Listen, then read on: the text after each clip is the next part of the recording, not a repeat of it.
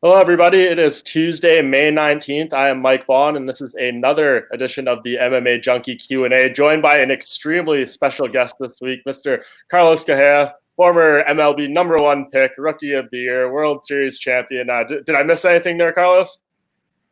Oh, you didn't miss anything. You hit the spot right there.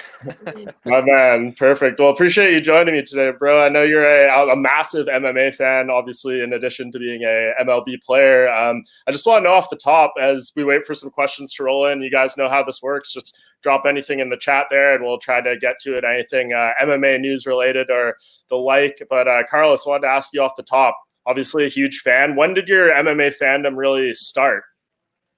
So, my love for combat sports started when I was 5 years old, watching Felix Tito Trinidad, the boxer. He's from Puerto Rico. I'm from Puerto Rico as well. And seeing everybody get together to watch the fights and see the atmosphere and the energy and the adrenaline every time he would knock somebody out, it was just crazy, man. I started falling in love with combat sports. I kept following boxing, fell in love with Pretty Boy Floyd Mayweather before he was Money May. And then when Anderson Silva came to the UFC in the mid 2000s, I started watching the UFC when he was in the middle of that 16 fight winning streak. I fell in love with him, and ever since I've been watching the UFC pretty much every single event. Yeah, that's awesome, man. And obviously, you have your own podcast too that's MMA related. The Walkout that you do with one of your teammates there. When did that really come into play? I know you've only done a few episodes, but when did you feel not only do I want to keep following MMA, I want to be talking about it on a weekly basis in a podcast format? Yeah, so when the quarantine hit, my brother Lance, he plays with me in the Astros, a pitcher. We were like, bro, we watch the fights and we have so much fun, and we enjoy talking about this, and we text about this for hours. Sometimes we're texting about 3, 4, 5 hours a day about fights and matchups and predictions and all that. I was like, why don't we share that with the fans? Why don't we share that passion with other people? And this quarantine right now, we got a lot of time in our hands, and we decided to finally do it. And we've been having a blast in the Walkout podcast. Yeah, that's awesome. So I'd be curious. Obviously, quarantine right now, like you said, there's a lot of time on our hands. But what's like your normal MMA viewing habits? Because obviously, you have a career to tend to. You're playing, many games, 162 games on a normal season. When do you find time to like sit aside and watch all the UFC stuff? Because I assume you are playing on Saturday nights fairly often. Yeah, so a lot of my teammates are MMA fans and boxing fans as well. They're not great fans and big fans like me and Lance. But they watch it. So when we have fights on Saturday and we have a game that Saturday night, the game usually starts at 6 on Saturday nights. So we get out by 9:30. So we got time to like shower real quick and come home and watch it. So I invite all my teammates and my teammates that love MMA. They come to my house and we watch all the fights together. For the Canelo Triple G fight, the first one, I had about the roster is 25. I had like 15 teammates in my house watching that fight with me. So we won that game. We shower real quick, changed, and straight to my house. I had some food for them and stuff, and we had a blast on that fight. So yeah, we watched them together. Even on Saturdays, we get to catch at least the co-main and main event. That's rad. So I'd be curious. Like we had 32 UFC fights in these past 8 days or whatever during that stretch. Did you watch all of them? All of them, every single one of them. The early prelims, the prelims, and the main card. I watch every single one of them. There's not much to do right now, so it's working out in the morning for me right now, and then watch UFC fights when the events are going on. And when the events are not going on, I'm watching other fights to see who I think is gonna win the next fights and get my predictions for the podcast and all that. So I've been pretty much watching fights every single 24/7 for the past 2, 3 weeks. That's awesome. So if I asked you to look back on those three events, what was your like number one thing that you remember most or you were most impressed by or, that possessed the majority of your focus coming out of that big stretch? Oh, I was impressed by that Gaethje performance, man. I mean, I picked Gaethje to win, and I saw him winning that way. But man, going deep into the fifth round, and he didn't skip a beat, man. He didn't look tired at all. His timing was still there, his precision was still there, his speed was there, the power was there. I didn't expect him to be that good in the fourth, fifth round, and that performance puts him on top of the lightweights right there. With obviously he's gonna fight Habib next, so. it puts him on top of those lightweights, man. The striking clinic he put up with a great opponent like Tony Ferguson, a legend of this game. I think that performance will resonate for a long time for me. Yeah, and you called that one too, right? You felt pretty confident Justin Gaethje was going to win. You said so on your podcast. What was it for people who may not have heard that that made you feel so confident he would get the win? Yeah, so when I told you, I've been watching a lot of fights lately. So when I broke down Ferguson's last 5 fights against Cowboy and Kevin Lee and Anthony Pettis, and I look at these guys, they had losing records throughout that stretch. And, they were at the time, Pettis at the time was a champion. Cowboy is going to be a future Hall of Famer. But at the time, they were not on their prime. They were not the top dogs of the division. And they were tagging Tony very well. They were tagging. Kevin Lee won that first round. Cowboy won the first round in 1 scorecard. And when I look at Justin Gaethje fighting the same opponents, he's knocking them out cold. The new fighting style that he had, thanks to his coach Trevor Whitman, was great. I felt like after Poirier, he reinvented himself, and he was more of an in and out type of guy instead of sitting in the pocket with his hands up and just rolling with the punches, waiting to get hit.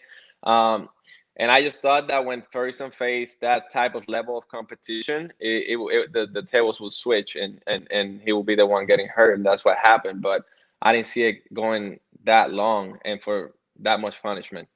Yeah, it was a crazy fight. It's so funny too. Like I think I picked against Tony Ferguson his previous 4 fights or something like that. Then I finally picked him against Gaethje.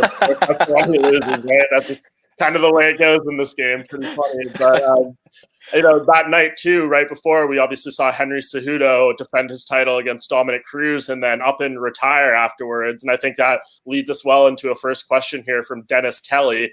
Who do you want to see fight next for the Bantamweight title? I mean, there's lots of guys out there. We got Aljamain Sterling, Peter Yan, Dominic Cruz is still out there, Jose Aldo, Corey Sandhagen. There's multiple names out there. Like if you had the matchmaker's choice and you got to pick the 2 guys who fight for that vacant belt, assuming Henry Cejudo does stay away. I mean, there's also the possibility he does fight again, but let's take him for his word.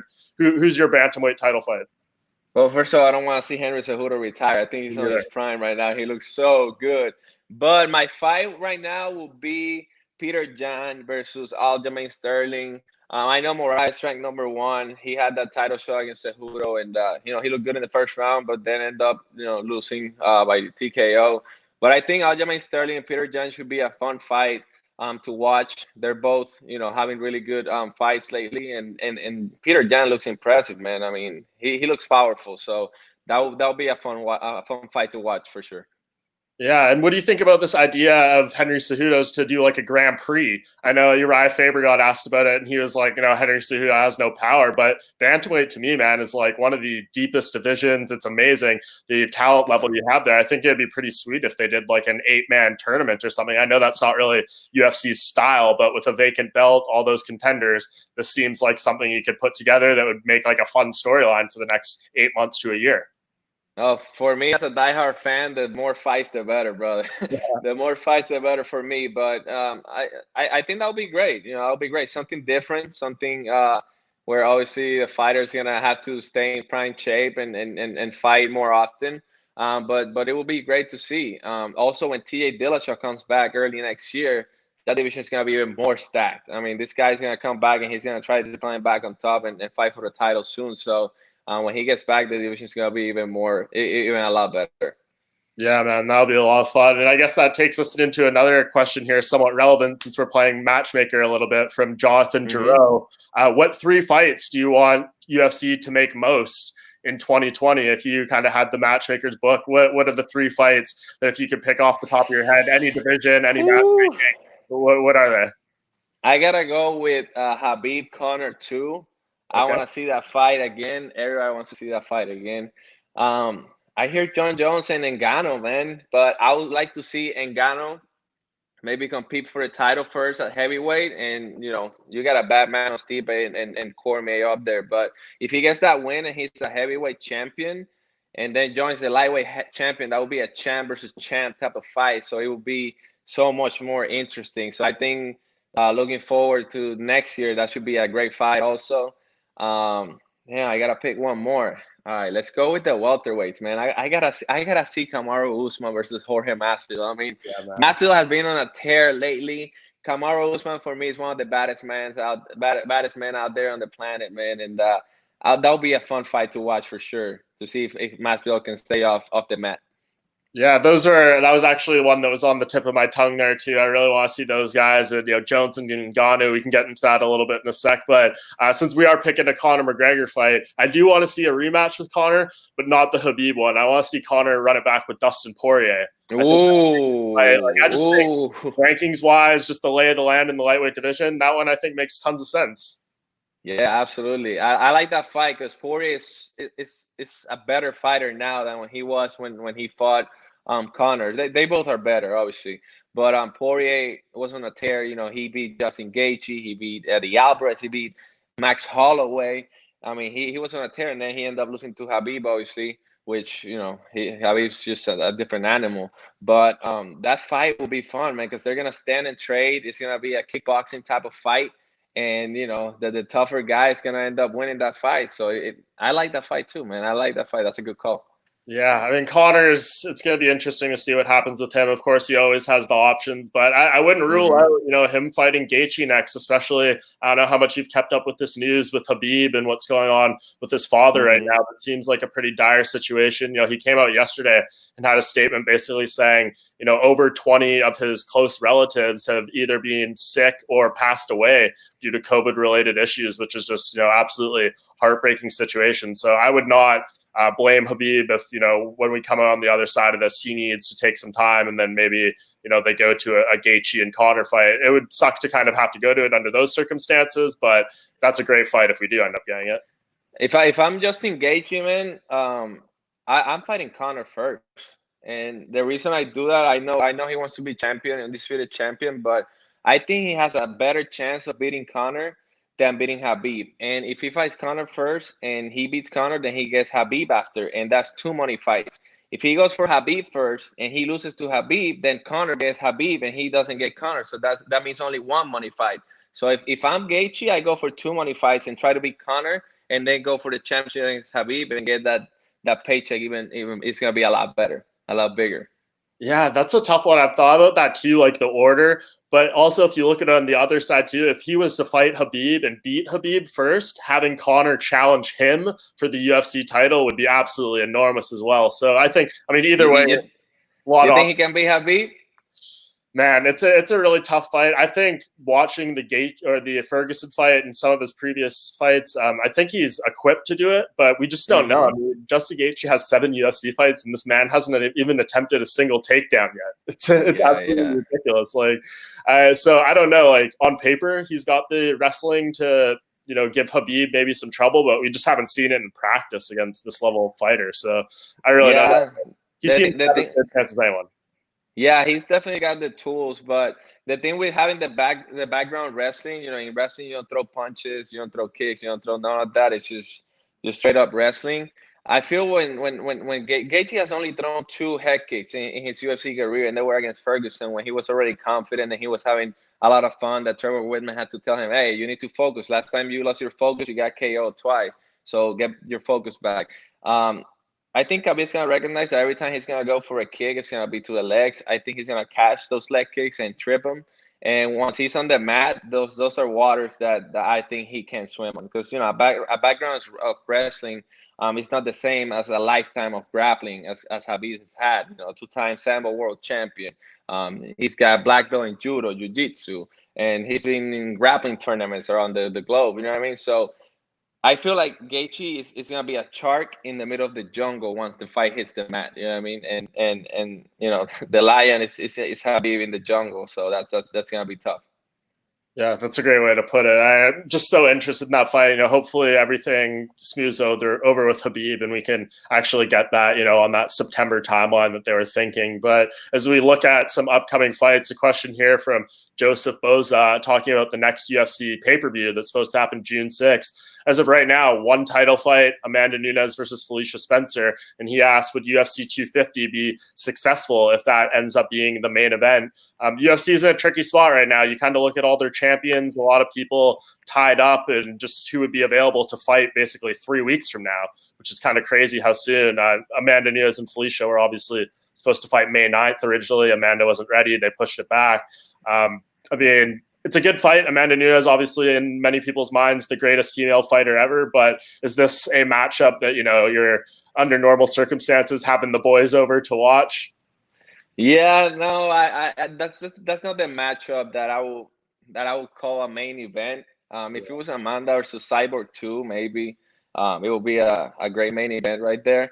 But I feel like they need to add another fight, another championship fight in that. But the problem is that it's getting tricky because they can fly international fighters in, and you got guys like Volkanovski. He's in Australia. He can fly over to fight, and you got a lot of great fighters that are international that can come over here. So there's not much the UFC can do, man. They gotta use the talent that's here in the States, and it's getting tricky. So I mean, if that's the main event, I'm gonna still buy it and watch it because obviously I don't miss any fights, and I don't want to miss that fight. But yeah, I think definitely they should add one more good fight at least. Yeah, I think they're definitely working on it. It's just, you know, these circumstances you kind of said there are really tricky. What do you think of this whole Fight Island thing, out of curiosity? Ooh, I love it, man. I want to get my T-shirt, my Fire Island T-shirt, but I don't want to get it until I know it's 100% real. I want to see a car getting booked to Fight Island, and then I'll get my T-shirt of Fight Island.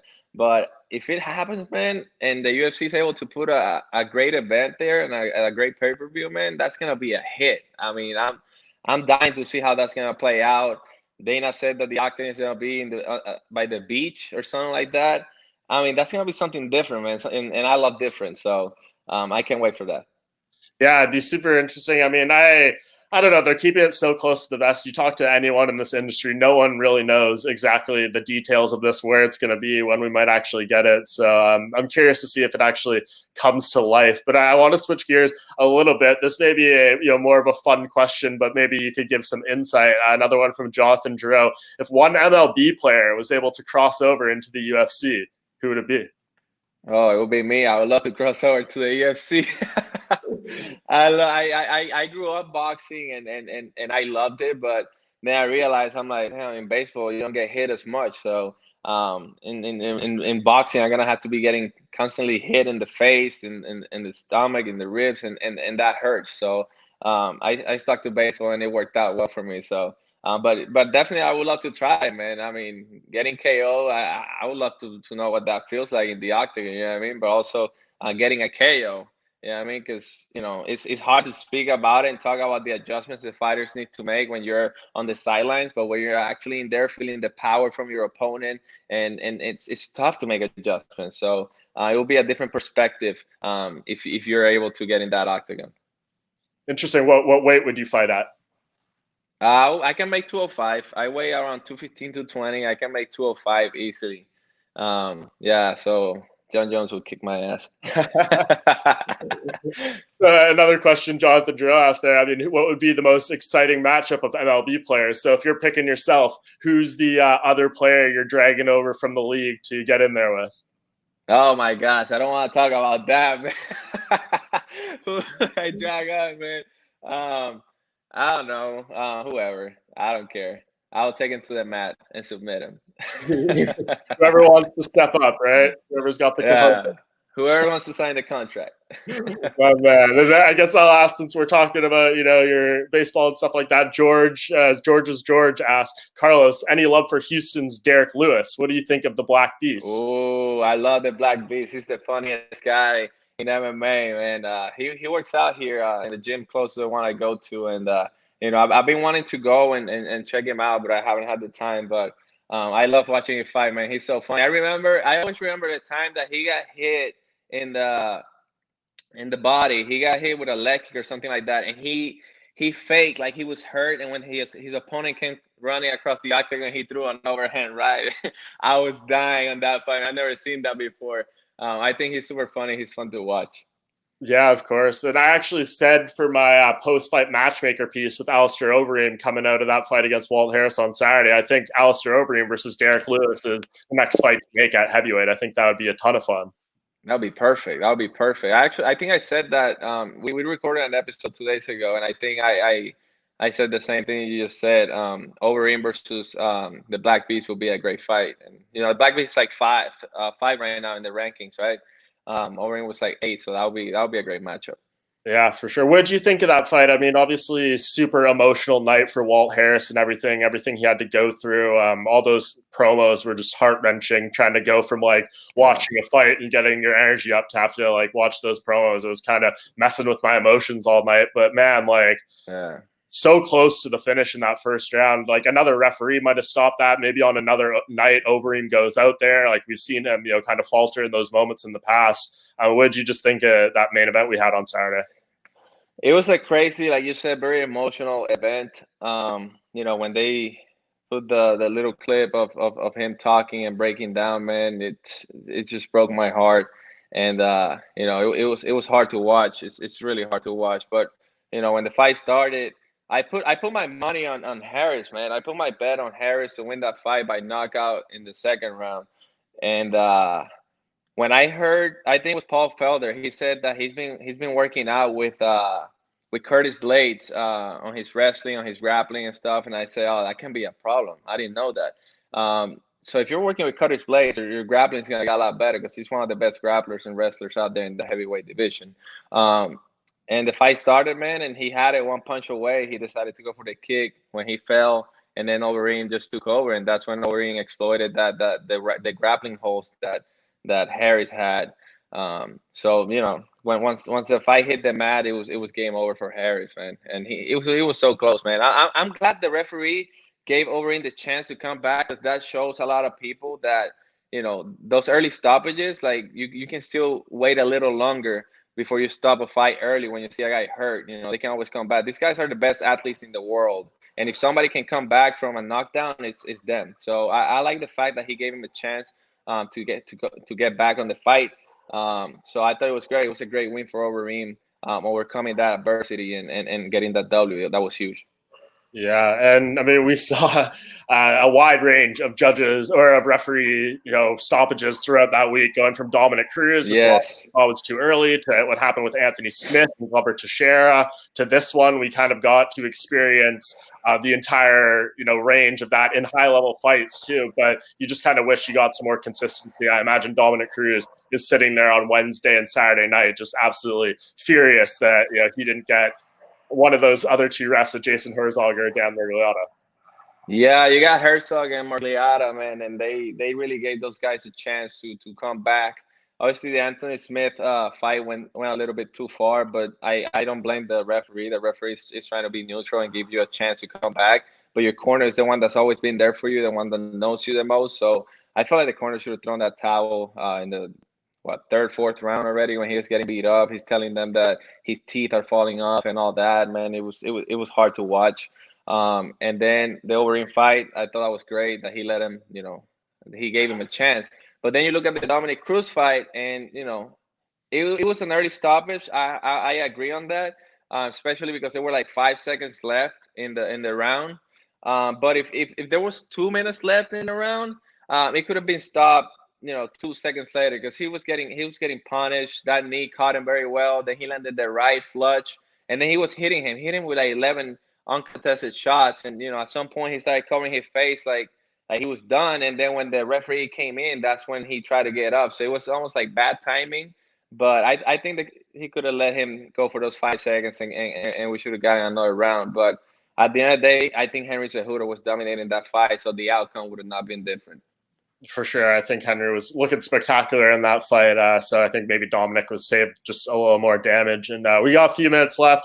Guys, feel free to ask some more questions. I'll try to squeeze in a few more as we end here. But I did want to ask you off something you said there. You said you lost money on Walt Harris. How often are you betting on these fights?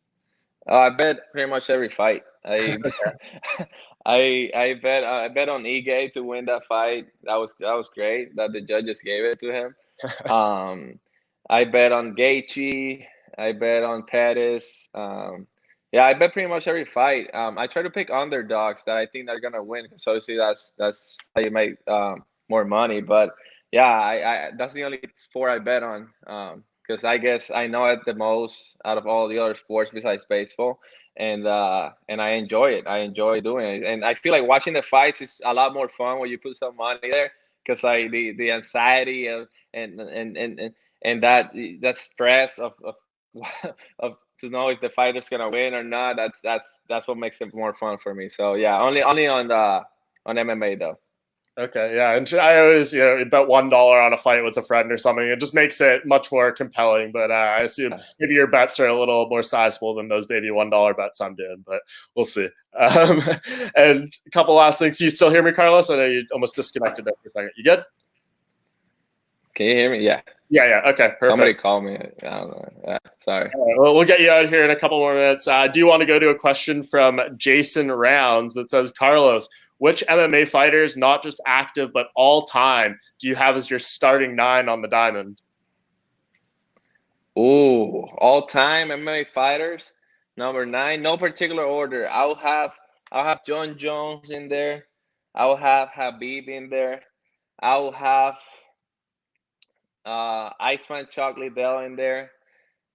I'll have George St. Pierre in there. I'll have Demetrius Johnson in there. I'll have Henry Cejudo in there, the greatest combat athlete of all time, as he called himself. Hard to argue with that. How many I got? I got 6 already. You got 6, 3 more. All right, I gotta go with Conor just because the fact that the way he made the game, the way the game is right now is because of Conor. The way he sold his fights and the way he went out his business. You know, he talked that talk and walked the walk. You know, that's what made Conor, and I gotta give him credit for that. I gotta put Amanda Nunez in there, the greatest female fighter of all times. That's 8. And I gotta put another double champ. I gotta put Daniel Cormier in there. You know, the man suddenly lost to John Jones and Stipe Miocic. You got one of the greatest of all times, and you got the greatest heavyweight of all times that defended his belt more than anybody else. So this will be my top 9 right there. What do you think? Did I get it right for you? I think that's pretty damn good, man. And you mentioned George St. Pierre there too, which as a Canadian I can appreciate. It's actually George St. Pierre's 39th birthday today, so congratulations. Ooh, happy birthday. The future UFC Hall of Famer. They just announced that over the weekend. I did want to ask you, obviously you travel all around the country and stuff like that to play games. I'm in Toronto. Where does Toronto rank as your favorite cities to come through? Oh, it's on top. It's top 5 for sure, no doubt. I love going to Toronto. The city's great. The ballpark, I loved it, and the fans are awesome, man. They know the game of baseball. They love the game of baseball, and they're in every single pitch, man. So yeah, it's definitely top 5. Whenever we go to Toronto, which is only once a year, I wish we were in the same division. I love the city, man. It's great. That's awesome. And I guess just on that note and stuff, can you just give us the update? I mean, how are you feeling? How confident are you feeling that we get baseball again this year? Yeah, so we the association talked to MLB last night, and we're very confident we're gonna get the season started at some point. Obviously, we're going through some negotiations, but at the end of the day, I think we're gonna play baseball this year. I'm an MMA fan, and I see the way that Dana and the UFC has been able to put these events together. So it gives me a lot of hope that baseball is gonna be back at some point, and we're gonna be able to make it happen and bring that same joy to the baseball fans around the world. Yeah, and obviously there's a lot of decision making that goes into that. But just in terms of like when you're sitting there waiting for this whole thing to shake out, what are you doing, day by day to keep yourself not only mentally prepared to resume play, but physically too? Yeah, so I got all the equipment I need here at my house to work out and stay ready. I've been staying in shape. I've been staying ready. I've been hitting also. I got my own cage here to hit. So I've been doing everything like it's the off season. Getting ready for a new season and try to get better, man. So the quarantine, I've been able to stay busy with my workouts and stay in shape. Awesome, man. And before I let you go, we're almost at our 30-minute time limit here. I guess we talked a lot about the fights coming up. It seems like our next main event is going to be May 30th, Tyron Woodley and Gilbert Burns. Gilbert Burns on a roll right now at welterweight. Tyron Woodley, we're going to be seeing him back for the first time in like 15 months or something since he lost the title. Does that matchup, get your juices flowing a little bit as a main event? Oh yeah, definitely. That matchup definitely tickles my pickle, man. It's a great matchup. Burns has been on a roll not only in the octagon but also on Twitter, man. I mean, this guy is willing to take every fight. He seems like he's confident on his skill set. When I saw that fight against the Maya and he grappled with him, his grappling is really good, and obviously his striking, he's got a lot of power. So it's definitely gonna be a great matchup. Woodley 38 now. You know, he still looks good. The videos he's been posting, he looks very sharp. So hopefully we get Prime Woodley back, and we'll see a great fight. So that's that matchup. I'm looking forward to it. No doubt. And Jason Round says here in a kind of backhanded compliment, Woodley fallen in and out of love with fighting, which I think is a bit of a chirp at his rap career. But hey, hopefully we can get him in there and see Tyron Woodley has full potential, because he is getting older too. And I want to see him try to make one last run. I don't think the Usman fight was his best work. So nevertheless, it seems like we are going to have a lot of UFC coming up. As far as I know, they're planning events May 30th, June 6th, June 13th, June 20th, and June 27th. So talk dirty to me. You're not going to have a Saturday night free of MMA for a very long time coming up. We'll see if that ends up going down. But really appreciate you joining me today, Carlos. Anything before I let you go you want to plug, tell people where they can find your podcast, stuff like that? Yeah, the Walk Up Podcast, you can find it on iTunes, Spotify, and YouTube. My brother Lance and I, we've been having fun with it. We have a great time. It's just two athletes having fun. And, you know, we had Henry Cejudo. We talked to Stipe Miocic. We talked to Michelle Watterson, Brett Okamoto, Ariel. So, Mike, we got to have you at some point, brother. You got to tell me yes. We got to have you at some point in the Walk Up Podcast. Talk a little bit about MMA. Absolutely, brother. I mean, you did me this favor. I'd love to return the favor and get on there with you, and we can flip the script a little bit. You can ask me to. I appreciate that. I appreciate that, man. Thanks for having me so much. I really appreciate it, and always fun talking to you. No doubt, man. Let's do it again soon. Have a great day, and appreciate you joining me. Thank you, brother. Have a good one.